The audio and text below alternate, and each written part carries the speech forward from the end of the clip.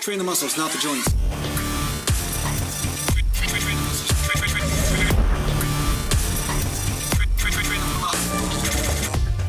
Welcome back to Natural and Bodybuilding, and today I'm going to talk to you a little bit about some things I learned in the 34 years that I've been training. So it's really 33, but 34 because I really started when I was training when I was 13 years old. And I mean, I did train when I was 5 a little bit, and I trained when I was 10 years old for a little bit, but 13, I really trained for several months, and then I got back into it when I was 14 and then stuck to it ever since. So basically, I'm going to say anywhere from 33 to 34 years I've been training in natural bodybuilding, and I just wanted to share with you some of the things that I learned from this journey along the way. Now, the first thing I'm going to get out of the way right away is a deep thoughts aspect of this. Now, the one thing about this journey is that you learn to get to the top of the mountain, right? Because we all have the goal. The goal is to get to the top of the mountain, and then whoever's at the top of the mountain is king somehow, and you look off into wild blue yonder and you say, look how great I am, look, I accomplished this big climbing feat, I'm at the top of the mountain. But what I've learned is that no matter what top of the mountain you get to, there's always a long, difficult climb down the mountain, and usually it looks a lot like a stumble and a fall and a lot of rolling. You know what I'm saying? A lot of rolling. So what I've learned is the goal is not to get to the top of the mountain. I mean, that's really life, right? The goal is not really to get to the top of the mountain. The goal is to master the pathway up and down the mountain. So basically the pathway is what you master. It's not necessarily about staying on top of the mountain, because you'll notice in your years of training that you'll have your highs and then you'll have your lows. You'll have your injuries and then you'll have your successes. And in the end, if you put this all in proper context, everything is a learning experience towards you mastering the pathway of the mountain. So if you can see things from this point of view, it's going to alleviate a tremendous amount of suffering along this pathway, because there's always going to be those unexpected things that happen in your life. And if you're too fixated on the goals, you're going to have a lot of trouble maintaining some sort of level of happiness throughout this whole thing. And trust me, you know, I've been up and down, I've had dislocating shoulders, I had a herniated disc, I had a torn bicep, I had a torn rotator cuff. Like, things have happened to me from sports and stuff outside the gym that I couldn't control. And of course it affected my training, affected who I could be. But in the end, it was a blessing, because it forced me to detach from saying, I am my physical body, I am the success that this is. Because let's face it, it's here today, gone tomorrow. None of us are going to look the same when we're 90. So you do have to learn to detach from this to see things from a greater context. So when you master the pathway, instead of getting obsessed with the destination, you start to live your life in a more fulfilling way. That's really the best way I can describe it. So I know a lot of times people will say it's all BS, you know, for you betas out there, whatever. But I think being a true alpha is learning how to master the art of happiness amidst all of this. Become the master of fulfillment amidst all of the ups and downs in your training. And then training will become even more fun for you. And you know what? You might even shatter more plateaus because of this, because happiness is a performance enhancing drug. So the happier you are doing this, the happier you are on this path, the easier time you will have mastering it, because you're going to enjoy every moment, the successes and the failures. And yes, you're still natty if you're happy and you're training. That's still natty, okay? Yeah, in case you were worried about that. Now, another thing that I learned in the tremendous decades that I've spent in the gym is that what happens in the gym is important, but what happens outside the gym is just as important, such as your diet, your lifestyle choices, your sleep, your stress, you know, what kind of lifestyle choices you're doing. Like, say you're using toxins, you know, say you're drinking and doing drugs or whatever. I mean, these things will horribly kill your gains in the gym, right? They'll decimate them. So it doesn't matter how perfect your training system is. If you have all these toxic habits outside the gym, it doesn't matter what you're doing in the gym, you're going to be killing your gains. So you really have to make sure that you pay attention to what you're doing outside the gym. Make sure you get enough sleep. Make sure that you're playing around with your diet and your nutrition to make sure you're getting the right nutrition, because anytime you're not getting enough food, your body's not going to be able to recover or build the muscle tissue that you are training for, you know? So if you're training and you don't have the building blocks, then how can you put muscle on? It's just impossible. So this goes deeper and deeper and deeper, and you will notice that as you go along this journey, you will notice that there are subtleties within subtleties that you'll have to address. Sometimes you'll go 10 or 20 years training and never have an issue in a certain area, like say a magnesium deficiency or whatever, a potassium deficiency or whatever might happen. And then all of a sudden one day you're dealing with that, and then you have to make adjustments in your nutrition to deal with that, right? So it's an ever learning thing because your body's always changing. So you have to be ever vigilant when it comes down to what your body needs. And sometimes at certain stages of your life, your body might need some things and then it might need other things at other stages. It just depends in what environment you're in and how your digestive system is working. You know, all of these things play a factor. That's really what my point is that your overall health obviously affects how well you can recover from your workouts. So although bodybuilding is about putting on muscle and losing some body fat, if your body is not running at optimal levels, or if there's some sort of handicap that it is dealing with at the time, you're not going to be able to efficiently get those results that you're after. So you must take care of what's going on with your body outside the gym as well. So that's one thing that I noticed that I didn't take seriously when I was in my teens, and it took me till my early 20s till I start to really take my diet more seriously and to really pay attention to what I was doing outside the gym, realizing that when I paid attention to my diet, my nutrition, my workouts were like 100% better. And I was getting 100% better results from my workouts because I was paying attention to what I was actually doing. So yeah, this is a no-brainer for a lot of you, but that is something that is missed in a lot of beginners. They think that the gym, and they think about working out, but then they'll go and drink and eat all sorts of garbage, not eat enough protein and not pay attention to that. And then they wonder why they're not recovering or not getting results. Well, that's because the diet and the sleep and the recovery and the rest, you know, all these things are just as important as the workouts themselves, and you must have those in balance. Otherwise, you're not going to get the results that you're after. Now, the next thing that I learned, and this took me a little while to really process, because, you know, when you're a beginner at something or an intermediate, you start to achieve a certain level of mastery in bodybuilding because you've been at it for a while, you see what type of training and diet gives you some results, and you start to get cocky, right? Kind of like Luke Skywalker and Han Solo, you know? Han Solo says, don't get cocky, kid. Well, you know, it's the curse of success, right? You get a little bit cocky, right? When I was in my 20s, I figured it out. I thought, okay, I got this down. When I was 20, I kind of know what I'm doing, you know? I got a bit of results, you know, bench press a certain amount of weight, and I could squat a certain amount of weight. I'm like, I know what I'm doing. And of course, I would assume that everybody was the same, and I would start to basically say everybody else should be doing it the way I'm doing it. They should be moving the way I move. They should be exercising the way I do, using the same rep ranges and so forth.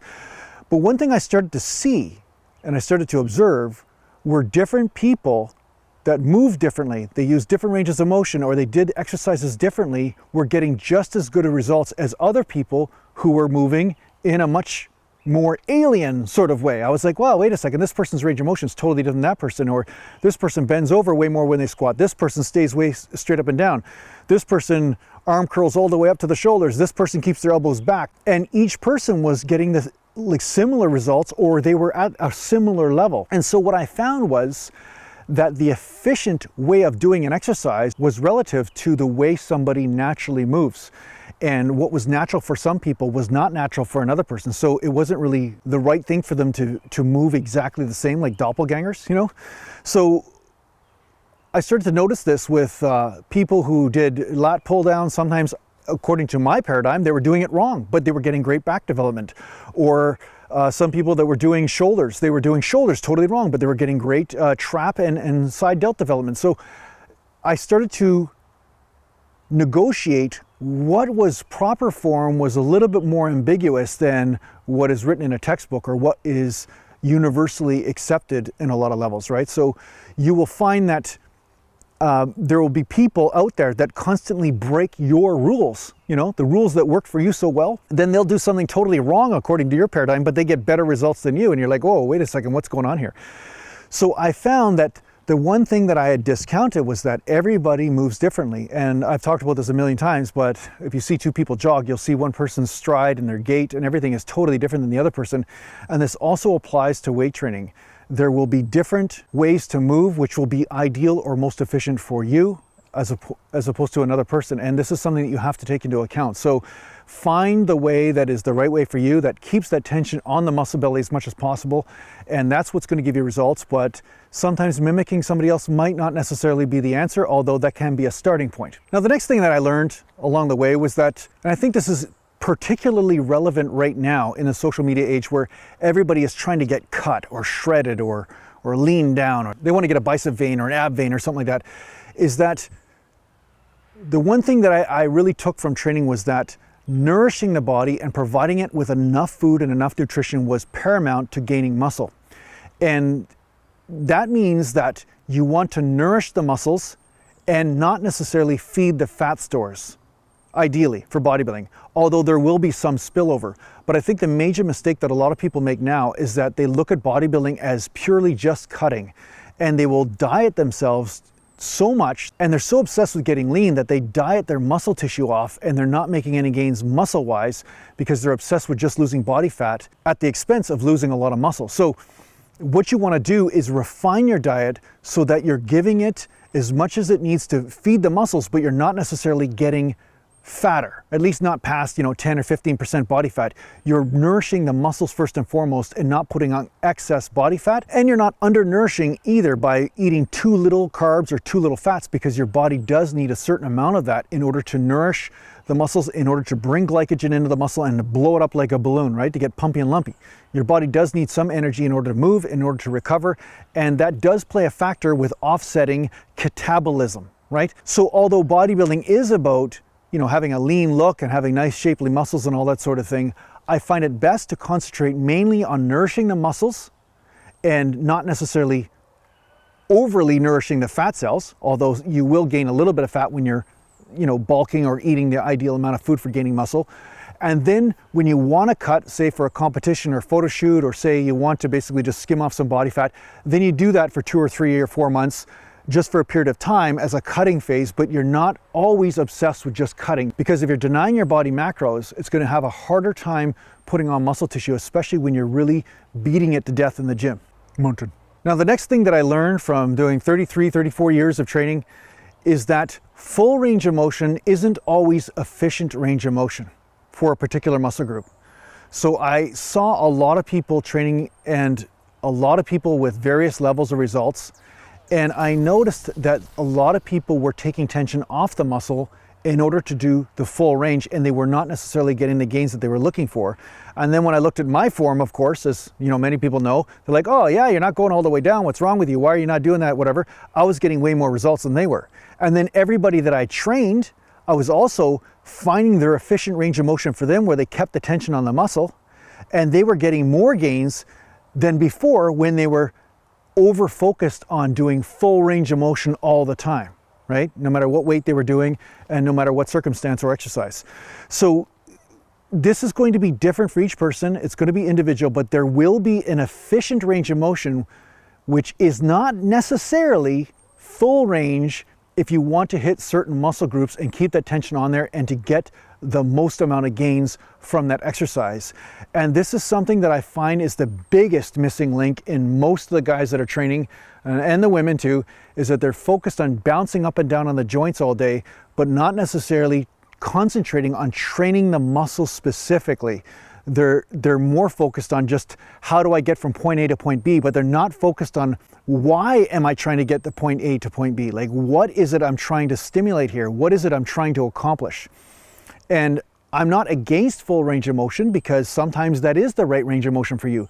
Sometimes efficient range and full range are the same thing, but it depends on you, depends on how you move. Just like I said, different people move differently, and it depends on where you are feeling the tension and what is actually happening, like what result is happening.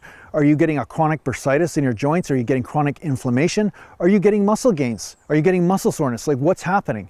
And if one thing's happening, you have to make adjustments. So if you're getting nothing but joint pain, there's a good chance that maybe you're bouncing off the joints and you're doing too extended of a range of motion for that particular exercise for yourself. And if you're not getting results at all, maybe you need to concentrate on keeping that tension on a certain area and overloading that area. And by finding the efficient range of motion, this can be a way of doing this. Now, this leads me into the next thing that I learned from the 33, 34 years of training, one or the other. I can't decide what it is, but anyway, in order to get optimal results, I find that stretch and constant tension combined really helps you accomplish muscle growth. So when you're doing a stretch in a muscle group, if you can keep tension on that muscle group as you're stretching it instead of taking it off, like resting on the joints like I talked about, you can increase your gains exponentially. And I noticed this with exercises like incline dumbbell curls and constant tension squats and Romanian deadlifts for hamstrings. I noticed the constant tension and the stretch combined creates a synergistic effect, which makes using light weights or heavy weights way more effective in stimulating muscle growth and hypertrophy. They're actually the same thing, but I like to use two words instead of one. It's like two sets. It's almost a little bit better than 1 set, right? So yeah, if you want to accomplish muscle growth and hypertrophy, make sure that you do include exercises which have constant tension and stretch combined in them for that particular muscle group that you want to hit. And you may blast through plateaus that you've had for your whole life, because one of the things I've noticed with a lot of guys in the gym when they're doing bicep curls, they do one arm and then they rest at the bottom, another arm, rest at the bottom. So their arm is totally straight, just hanging there. They totally take the tension off the muscle. So there's two things happening here. There's no constant tension and there's no stretch in the muscle.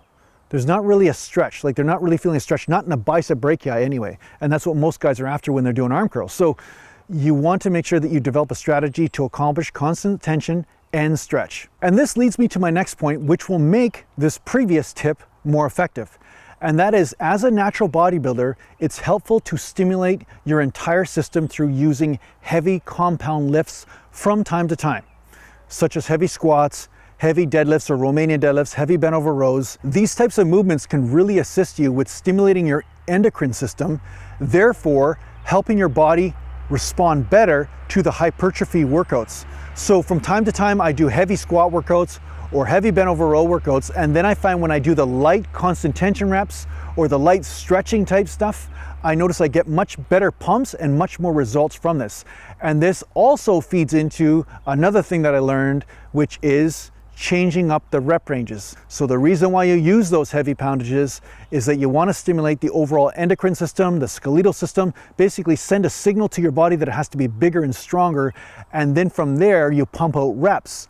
And when you pump out reps, you start to stimulate muscle growth from another pathway. So by using the combination of these two ways, you start to develop muscle growth.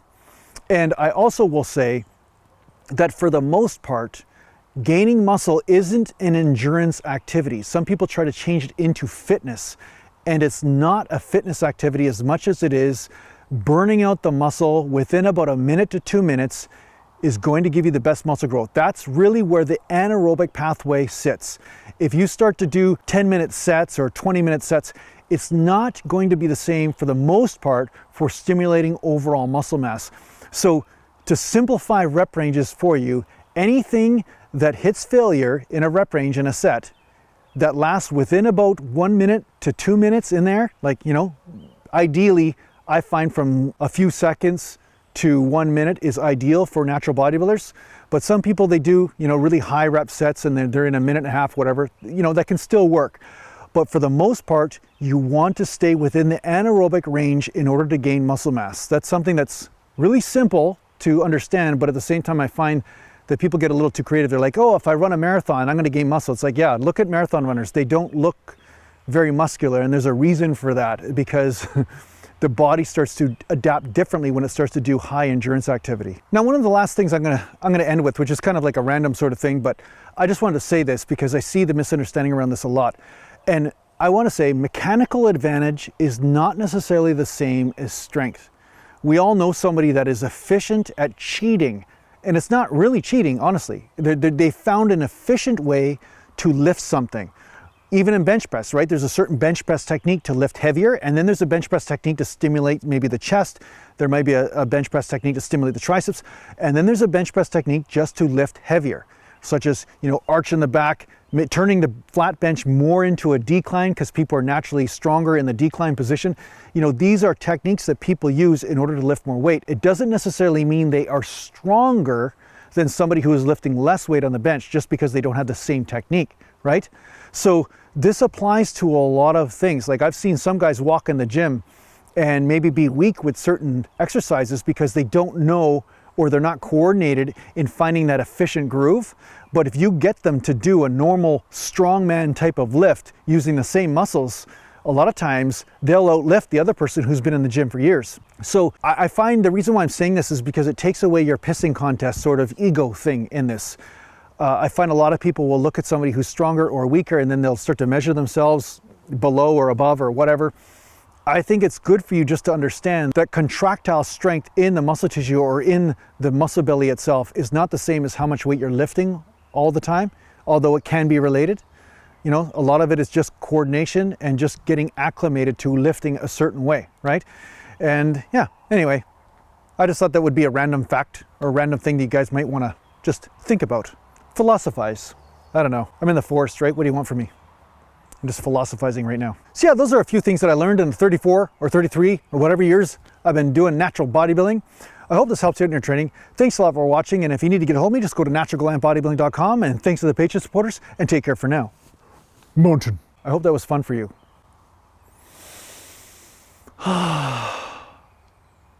So much talking. Oh, my jaw's gonna be huge. No, the video was longer than a few minutes, so that was endurance. My jaw's gonna be so thin, it's gonna be very svelte. Mountain.